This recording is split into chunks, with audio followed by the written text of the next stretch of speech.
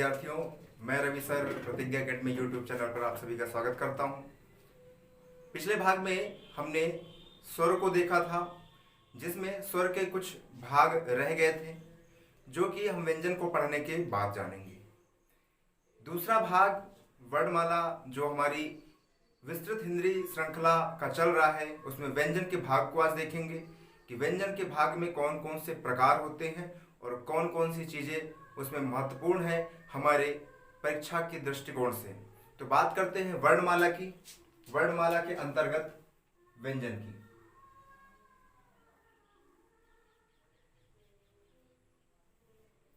वर्णमाला में जो हमारा दूसरा भाग था वह था व्यंजन के वर्गीकरण का। जिन्होंने स्वर वाला भाग नहीं देखा है वह जाकर प्लेलिस्ट में स्वर वाला भाग देख ले।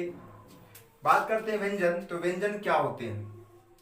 तो वे ध्वनियां या वे वर्ण जो किसी अन्य वर्ण या अन्य ध्वनियों की सहायता से उच्चारण किए जाते हैं और लिखे जाते हैं, उन्हें हम कहते हैं व्यंजन। व्यंजन की जो संख्या है वह 33 या 39 होती है। अगर आपके एग्जाम पे दोनों ऑप्शन आ रहे हैं एक साथ, तो आपको व्यंजन की संख्या 33 लगानी है। हम देखते हैं कौन कौन से व्यंजन होते हैं। क, च, ट, त, प, ख, छ, ठ, थ, फ, ग, ज, ड़, द, ब, घ, झ, ठ, ध, भ, इया, अया, अण, न और म। फिर आगे है य, र, ल, व। फिर श, श, श और ह। फिर है छ, त्र, ज्ञ और श्रवण।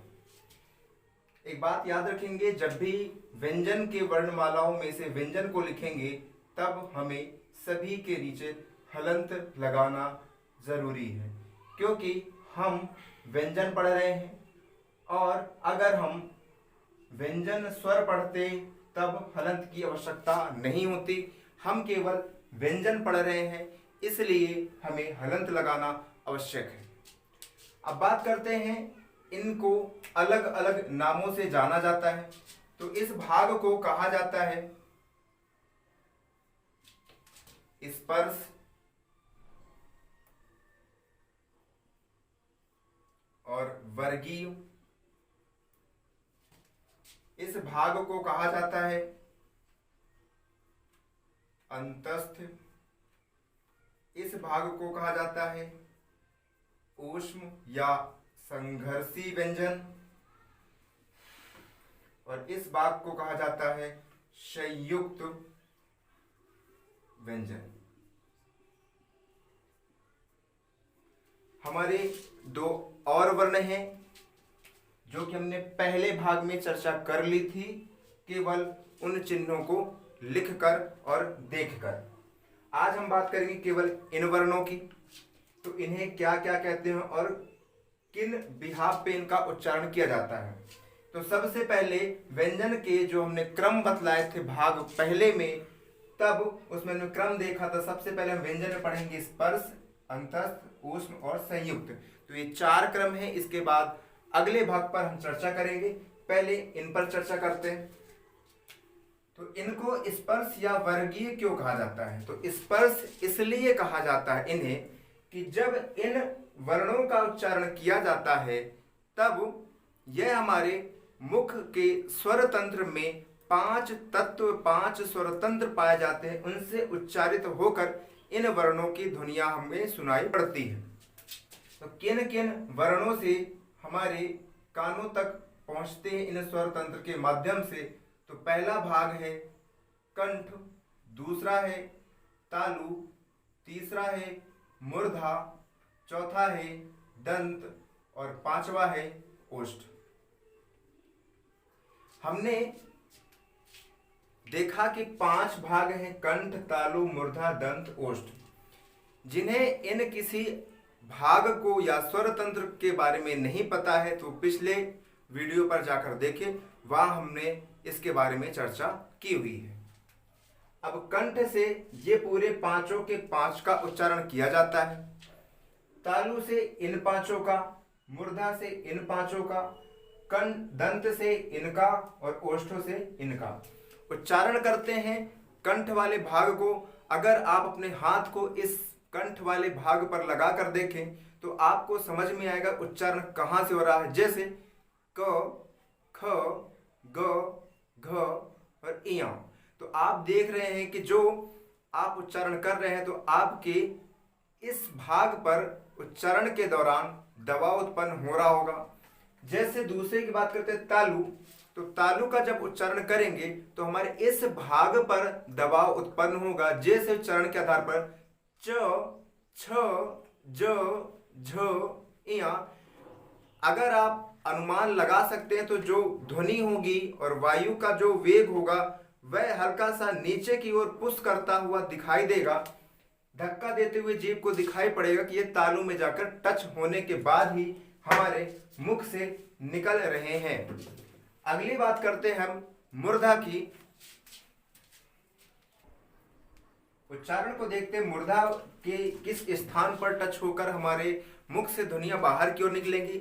जैसे अगर हम टा बोल रहे हैं तो टा के उच्चारण के दौरान आप महसूस कर सकते हैं कि आपकी जो जीभ है वह कुछ टेढ़ी होकर आपके ऊपर वाले भाग को टच कर रही होती है, जिसे हम कहते हैं मूर्धा। तो ट, ठ, ड, ढ, अण का अगर उच्चारण करते हैं तो ये मूर्धा वाले क्षेत्र पर टच करके बाहर की ओर ध्वनियां प्रतीत कराती हैं। फिर बात करते हैं दंत की। तो दंत आपको स्पष्ट है कि जीभ आपके दांतों पे जो इस प्रकार का दांत है यहाँ पास जाकर टच करेगा, उसके बाद ही ध्वनि बाहर की ओर निकलेगी। फिर बात करते हैं ओष्ठ। तो ओष्ठ में प, फ, ब, भ, म का उच्चारण करते हैं तब आपके जो होठ हैं दोनों ऊपर और नीचे के क्षेत्र के वह जाकर बंद होंगे और बंद होने के द्वारा मुख में वायु का भंडार होगा और जैसे ही हम मुख को खोलते हैं वैसे ही ध्वनियां बाहर की ओर निकलती हैं, उसे हम कहते हैं ओष्ठ।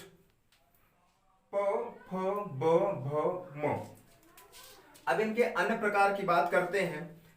तो जो पहला वर्ण होता है उसे हम कहते हैं, उसके नाम के वर्ग का निर्धारण करते हैं। जैसे क पहला स्थान पर है तो इसे कहा जाएगा का वर्ग, इसे कहा जाएगा चा वर्ग, इसे कहा जाएगा टा वर्ग, इसे ता वर्ग और इसे पा वर्ग। तो इन किसी न किसी भाग को टच करते हुए बाहर निकल रही ध्वनियां, इसीलिए इसे कहा जाता है स्पर्शी व्यंजन। अब बात करते हैं वर्गीय व्यंजन की। तो वर्गीय क्यों कहा जाता है? तो वर्गीय इसलिए कहा जाता है कि अगर आप इन्हें यहां से इनकी संख्या को लिखते हैं और यहां से इनकी संख्या को लिखते हैं तो चाहे आप यहां से यहां लिखें, यहां से यहां लिखें, यह एक वर्ग के आधार पर होता है। और अगर इनकी संख्या को काउंट करेंगे तो आपको 5 के वर्ग के समान 25 संख्या प्राप्त होगी। इस आधार पर इन्हें वर्गीय व्यंजन भी कहा जाता है।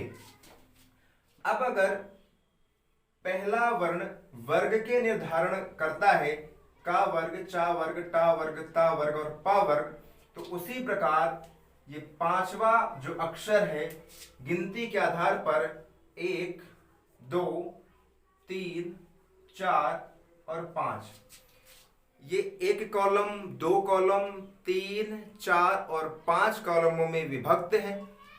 जो पांचवा वाला कॉलम है, इसके वर्णों को हम कहते हैं पंचमाक्षर।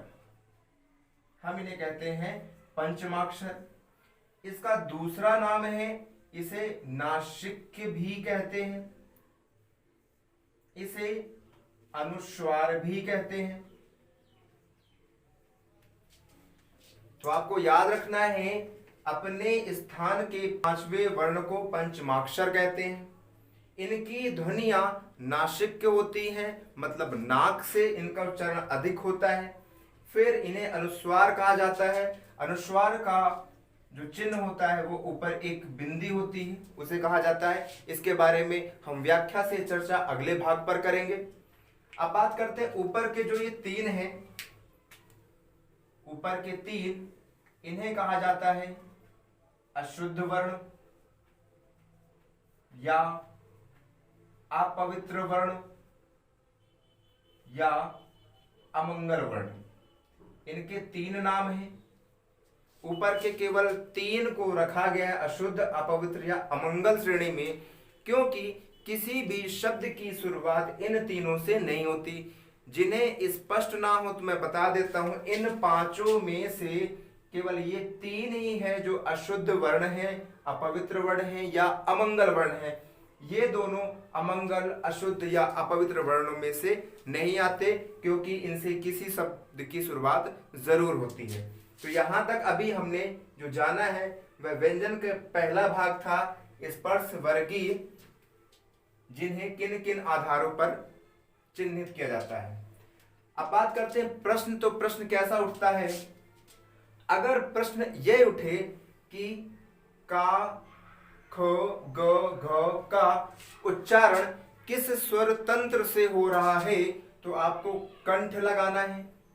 और अगर प्रश्न ये पूछे कि कंठ से, लिख के बता दे रहा हूं, या तो दूसरा उदाहरण से देखते हैं। जैसे अगर पूछता है कि टा किस स्वर तंत्र से या किस वाग तंत्र से निकलता है, तो मूर्धा से। और अगर पूछता है कि टा किस वर्ग का उच्चारण स्थान है, तो आपको मूर्धन्य बताना है। याद रखिएगा, दोनों में अलग अंतर है। पहला, अगर वो पूछता है कि इसका उच्चारण या टा का उच्चारण वाग स्थान या वाग तंत्र कौन सा है, तो मूर्धा। और अगर पूछता है किस वर्ग से उच्चारित होता है, तो मूर्धन्य वर्ग से उच्चारित होगा। आगे हम बात करते हैं अंतस्थ की। अंतस्थ क्या है?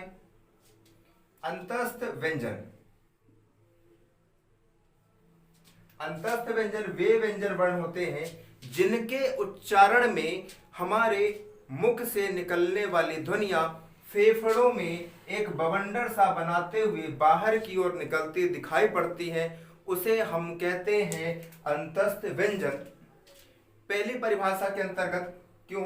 क्योंकि इनको उच्चारण के दौरान जब हम उच्चारण करते हैं तब एक साथ ये मुख से बाहर की ओर निकल जाते हैं, इसलिए इसे कहते हैं अंतस्थ।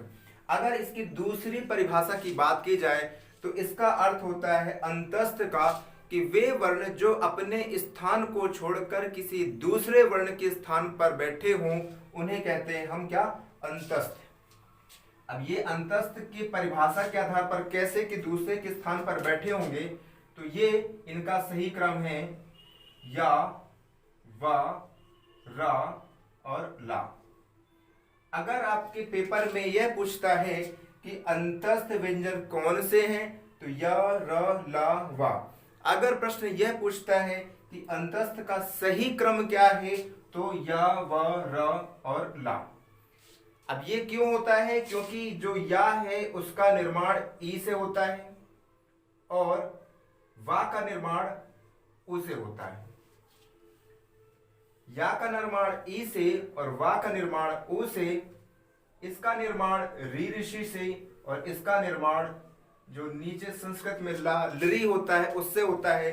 और अगर आप स्वर वर्ण की बात करते हैं, स्वर वर्ण को देखते हैं, तो आपको पता चल जाएगा कि ई सबसे पहले आता है, इसीलिए ई का स्थान या है। फिर बाद में उ आता है तो उ का स्थान रा है, लेकिन यहां पास वा लिखा हुआ है। क्योंकि क्रम के अनुसार ये सही है। फिर बात करें री ऋषि, तो री ऋषि से मिलकर रा बना हुआ है, इसलिए अंतस्थ इन्हें कहा जाता है। अगली बात करते हैं ऊष्म या संघर्षी की। तो ऊष्म या संघर्षी क्या होते हैं कि ऊष्म इनका नाम क्यों पड़ा, क्योंकि जब इन ध्वनियों का उच्चारण हमारे मुख से जीभा की सहायता से होता है, तब जीभा और वायु में एक घर्षण सा उत्पन्न होता है या घर्षण होता प्रतीत होता है, जिस कारण हमारे जीभ में ऊष्मा सी उत्पन्न हो जाती है। इस कारण इसे संघर्षी कहा जाता है। या तो अगर हम ऐसी बात करें कि इन तीनों का उच्चारण हम लगातार अगर करते हैं, अगर लगातार हम करते रहें श श श हो श श श हो, अगर हम वर्तमान और कंटिन्यू करते रहें तो आपके मुख में एक सरसराहट ध्वनि उत्पन्न होती है, जिस कारण ऊष्मा उत्पन्न होगी, जिस कारण इसे ऊष्म कहा जाता है। संघर्षी क्यों कहते हैं? तो संघर्षी इसे इसलिए कहते हैं क्योंकि जब इनका उच्चारण किसी अन्य के माध्यम से किया जाता है या किसी दूसरे व्यक्ति के माध्यम से किया जाता है, तब हमारे जो श्रवण क्षेत्र है उसमें यह संदेह रहता है कि उच्चारण किया गया ध्वनि कौन सी है, या तो शा या तो शा या इस सा में आपको संघर्ष उत्पन्न होता है, जिस कारण इसे संघर्षी कहते हैं। हा को भी रखा गया है, क्यों? क्योंकि हा का उच्चारण आ के समान प्रतीत होता है, इस कारण इसे भी संघर्षी की श्रेणी में रखा गया है। अगली बात करते हैं संयुक्त व्यंजन। संयुक्त व्यंजन की अगर बात करें तब हम देखते हैं कि ये छ, त्र, ज्ञ और श्रवण होता है।